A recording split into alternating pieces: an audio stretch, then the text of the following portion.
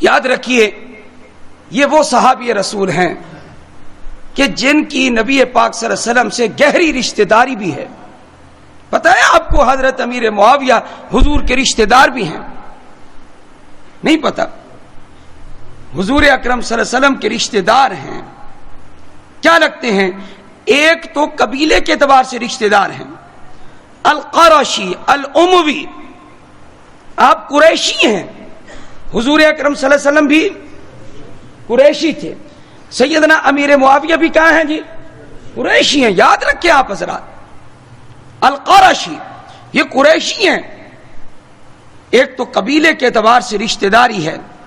Number 2، ان کی بہن حضرت ام حبیبہ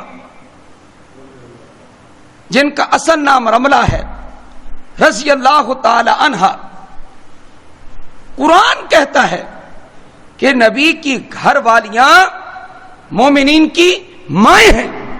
یہ ہماری ماں ہے. اگر ایمان تمہارے اندر موجود ہے تو کہو کہ ام حبیبہ ہماری، ذرا زور سے کہو کہ ام حبیبہ. جب یہ نبی کی گھر والی ہے، نبی کی زوجہ ہے، کیوں بھائی آپ کو اچھا نہیں لگے گا کہ جو یہ کہے کہ جناب آپ کی بیوی، ہاں جی، آپ کو کوئی آدمی کہے چچا، ہاں جی، عمر میں چھوٹا ہو، اور آپ کو کہے جناب جی میرے چچا جان، وہ آپ کو چچا کہہ دے حالانکہ آپ اس کے چچا نہ ہو، اور آپ کی بیوی کو وہ چچی کہہ دے، آپ کہیں گے یہ لڑکا با ادب ہے، احترام کے ساتھ بول رہا ہے. کیوں بھائی؟ صحابہ کے بارے میں آپ کا احترام کہاں چلا جاتا ہے؟ نبی کی گھر والی ہے. کس کی گھر والی؟ اللہ اکبر کبیرہ. جس کے بارے میں کیا فرمایا؟ النبی جو اولا بالمومنین من انفسہم وازواجہ امہاتہم، کہ نبی کی گھر والیاں یہ مومنین کی مائیں ہیں. قرآن کہہ رہا ہے، سورہ احزاب کا پہلا رکوع ہے، وازواجہ امہاتہم. تو حضرت امیر معاویہ کی بہن حضرت ابو سفیان رضی اللہ تعالی عنہ کی صاحبزادی، یہ ہم سب کی روحانی ماں ہے. یہ حضور اکرم صلی اللہ علیہ وسلم کی زوجہ محترمہ ہے. یہ حضور صلی اللہ علیہ وسلم کا حرم ہے. یہ حضور صلی اللہ علیہ وسلم کا لباس ہے. یہ حضور صلی اللہ علیہ وسلم کی پگڑی ہے. کیا فرمایا؟ ہن لباس لکم وانتم لباس لہن، وہ تمہارا لباس ہے، تم ان کا لباس ہو. ایمان والو کچھ ہوش کرو، کچھ عقل سے کام لو. کتنا عظیم رشتہ ہے اس صحابی رسول کا نبی کریم صلی اللہ علیہ وآلہ وسلم کے ساتھ. کیا لگے جی حضور صلی اللہ علیہ وسلم کے، کیا لگے رشتے میں؟ سالے.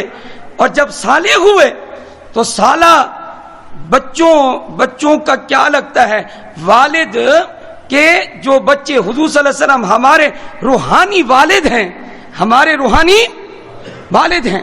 حضور صلی اللہ علیہ وسلم جب ہمارے روحانی باپ ہوئے تو غیرت ایمانیہ کیا لقب دے گی حضرت امیر معاویہ کو؟ وہ ہمارے کیا لگے ایمان کے اعتبار سے؟ بولو نا جی، ایمان کے اعتبار سے کیا لگے؟ ماموں.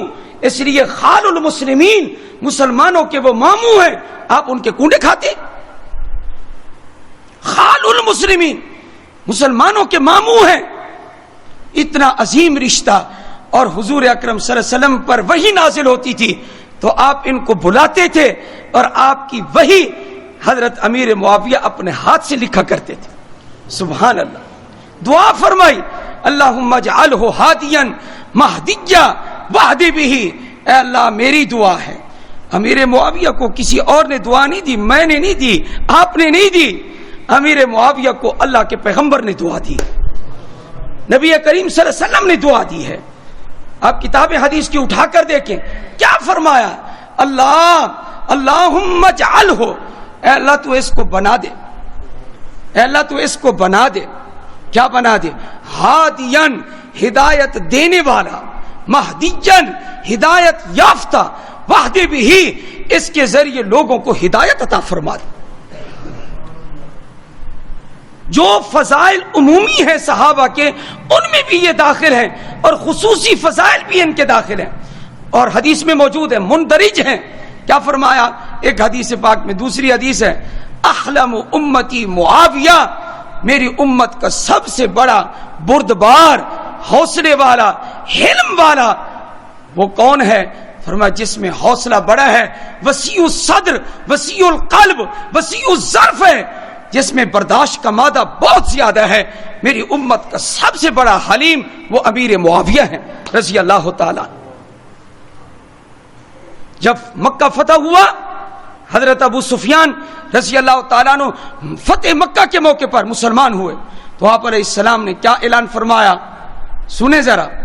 آپ نے جب دیکھا ہائے مکہ، اور یہ وہ مکہ ہے جہاں میرے 53 سال زندگی کے گزرے ہیں، یہ وہ مکہ المکرمہ ہے، آج 8 کو آپ فاتح بن کر مکہ میں آئے، آپ صلی اللہ علیہ وسلم کی عاجزی تواضع کی انتہا نہ رہی، لیکن جیسے ہی اپنے خون کے رشتہ داروں کو دیکھا تو شفقت اور محبت کی انتہا کر دی۔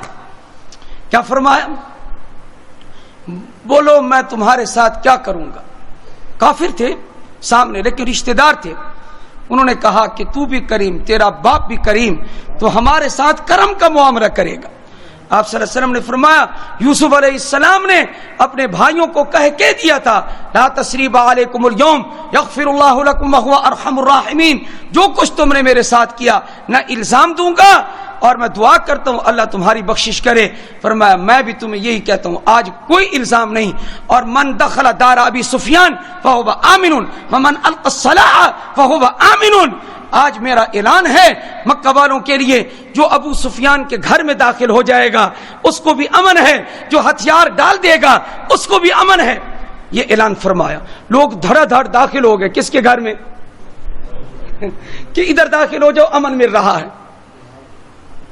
ہتھیار ڈال دو امن مل رہا ہے، ہتھیار پھینک دیے آپ نے امن دے دیا۔ تو مدینے سے آئے ہوئے وہ صحابہ جو انصار تھے اس اعلان کو سن کر کیا کہنے لگے؟ توجہ کریں، جملہ بڑا آ رہا ہے، قیمتی جملہ حدیث پاک میں موجود ہے۔ کہنے لگے آخر تو رجل ہے نا، آخر تو ایک انسان ہے، ٹھیک ہے اللہ نے بڑا اونچا بنایا ہے ہمارے نبی کو، لیکن انسان تو ہے نا، انسانی جذبات تو اندر موجود ہیں، اپنے خون کے رشتہ دار آج نظر آئے کیسے دل نرم ہو گیا۔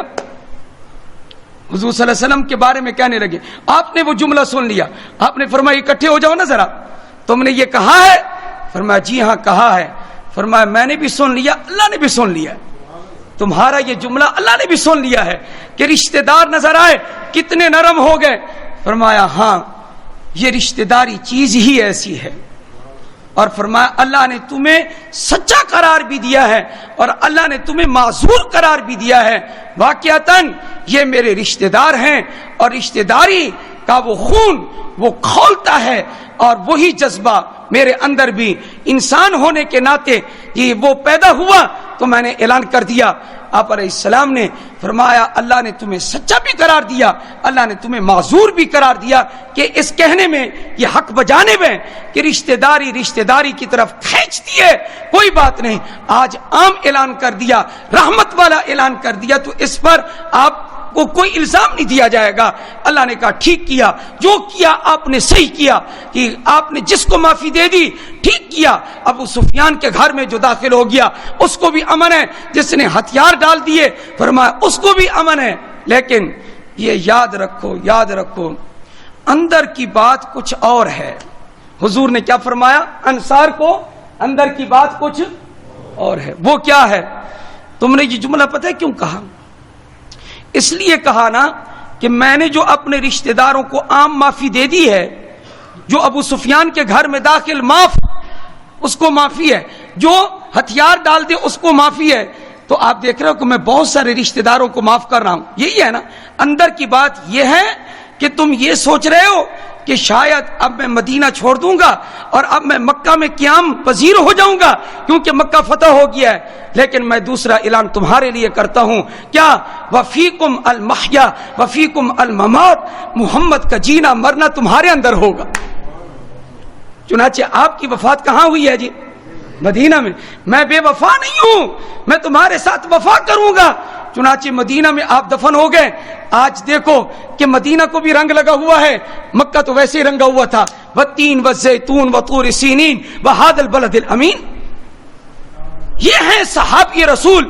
حضرت سیدنا امیر معاویہ جن کے والد ابو سفیان فتح مکہ کے موقع پر مسلمان ہوئے, ان کی والدہ ہندہ یہ کلیجہ چبانے والی تھی. سیدنا امیر حمزہ رضی اللہ تعالیٰ عنہ کا کب جب یہ مسلمان نہیں تھی, لیکن جب یہ مسلمان ہو گئیں تو امیر معاویہ بھی مسلمان, صحابی رسول, ہندہ بھی صحابی رسول. ہندہ کا واقعہ کبھی آپ کو میں بتاؤں گا. اللہ اکبر کبیرہ, کتنی پاکیزہ عورت تھی. اور حضرت ابو سفیان رضی اللہ تعالی عنہ, یہ سب لوگ صحابی رسول بنے ہیں. اور ہمارے اوپر پوری امت پر واجب ہے کہ ہم صحابہ کا کیا کریں, احترام. اللہ فرماتے ہیں اور لوگ اگر ایسی ایمان لائیں جیسے اے میرے صحابہ تم ایمان لائے ہو, تو پھر اور لوگوں کا ایمان معتبر ہوگا. فَإِنْ آمَنُوا بِمِثْلِ مَا آمَنْتُمْ بِهِ فَقَدِ اهْتَدَوْا. ہم اس وقت تک ہدایت یافتہ نہیں ہو سکتے جب تک ہم لوگ صحابہ کے نقش قدم پر نہیں چلتے. اگر صحابہ کے نقش قدم پر چلیں گے انشاءاللہ صحابہ بھی سیدھے جنت میں, اور ہم بھی انشاءاللہ ان کے پیچھے سیدھے جنت میں. اللہ ہم سب کو جنت الفردوس نصیب فرمائے. وآخر دعوانا ان الحمدللہ رب العالمین.